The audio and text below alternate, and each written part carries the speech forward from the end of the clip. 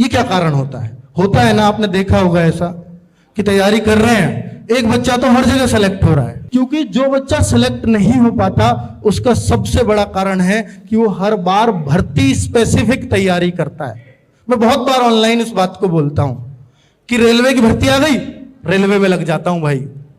अच्छा पुलिस की भी आ गई, ले पुलिस की में लग जाता हूं, रेलवे छोड़। अच्छा पुलिस के अलावा ओहो एसएससी की आ गई, ये तो बहुत अच्छी जॉब है, अब के इसमें लग जाता हूं। ये बहुत होता है कॉम्पिटिटिव एग्जाम्स की तैयारी करने वाले बच्चे, और ये मैं लाखों बच्चों का एक्सपीरियंस बता रहा हूं, और ये आपके दिल की आवाज है, शायद इसलिए आपको ठीक लग रही होगी। तो इसके लिए क्या करें? इसके लिए एक तरीका है कि आप कभी भी भर्ती स्पेसिफिक नहीं होंगे, क्योंकि सिर्फ 4 सब्जेक्ट और maximum 5, math, reasoning, GS, English और हिंदी, अगर ये 5 सब्जेक्ट पे आपने पकड़ बना ली, कोई भी स्टेट का एग्जाम नहीं है, कोई भी सेंट्रल का एग्जाम नहीं है जो आपका क्लियर नहीं हो सकता। आप ये फोकस करो ही मत कि मुझे उस एग्जाम को क्लियर करना है, आप ये फोकस करो इन 5 सब्जेक्ट में मेरा वीक सब्जेक्ट कौन सा है, मुझे उस पे काम करना है।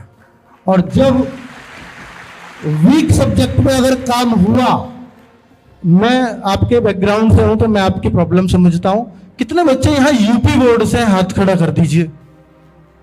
देखिए यूपी बोर्ड की सबसे बड़ी समस्या इंग्लिश तो हो ही नहीं सकती, इंग्लिश तो भूल जाओ, करेंगे तो डर के करेंगे और फिर भी कॉन्फिडेंस नहीं आएगा।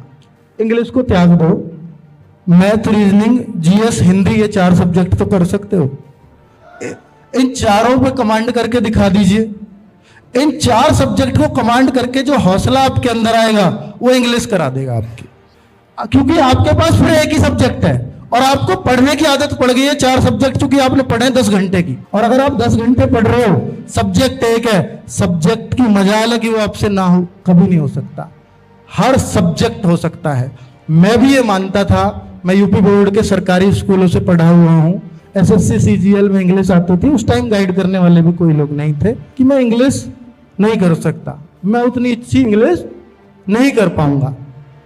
हालांकि जॉब जो लगी वो सबसे ज्यादा इंग्लिश जिसमें अच्छी चाहिए वो वाली जॉब मिली। उसमें फिर मैंने सोचा कि यार कर नहीं सकता, पर कोशिश करने में क्या जाता है, थोड़ी हिम्मत करता हूं क्योंकि मुझे जॉब चाहिए। तो मैं मैथ्स का टीचर रहा हूं, आपको मालूम होगा, तो मैथ्स से ज्यादा नंबर मेरे इंग्लिश में आ गए, क्योंकि मैंने उसको समय देना शुरू कर दिया। मैंने मैथ्स को साइड किया कि मुझे अब इंग्लिश ही पढ़ना है, और देखता हूं कैसे नहीं आएगा।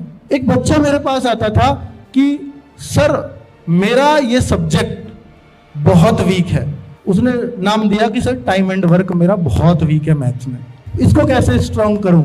मैंने बोला इसको सबसे ज्यादा पढ़। मैथ्स को कितना टाइम देता है? सर 5 घंटे।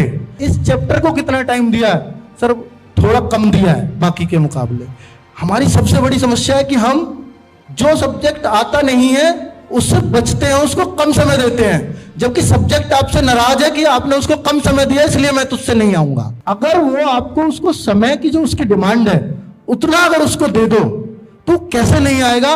उस सब्जेक्ट को उस बच्चे ने 1 महीने उसी चैप्टर को करा टाइम एंड वर्क का, और 1 महीने बाद मेरे पास आया कि सर मैथ्स में किसी भी चैप्टर का क्वेश्चन रह जाए और मैथ्स की कोई भी बुक उठा लो, टाइम एंड वर्क का क्वेश्चन कहीं से भी ले आओ, वो क्वेश्चन नहीं छोड़ूंगा चाहे कुछ भी हो जाए। और बच्चे मैंने उससे 7 क्वेश्चन पूछे अलग अलग लेवल के, वो 7 क्वेश्चन को विद इन अ मिनट कर रहा था। ये होती है प्रैक्टिस। 1 मिनट के अंदर हर एक क्वेश्चन को वो कर रहा था, चाहे मैं कितना भी लेंथी उसको क्वेश्चन दे रहा था। तो ये अगर आप जिस चीज के पीछे पड़ जाओ, ये जीता जागता एग्जाम्पल है मेरी आंखों के सामने कि जिस चीज के आप पीछे पड़ गए वो सब्जेक्ट 100% आपका होगा, 100% होगा।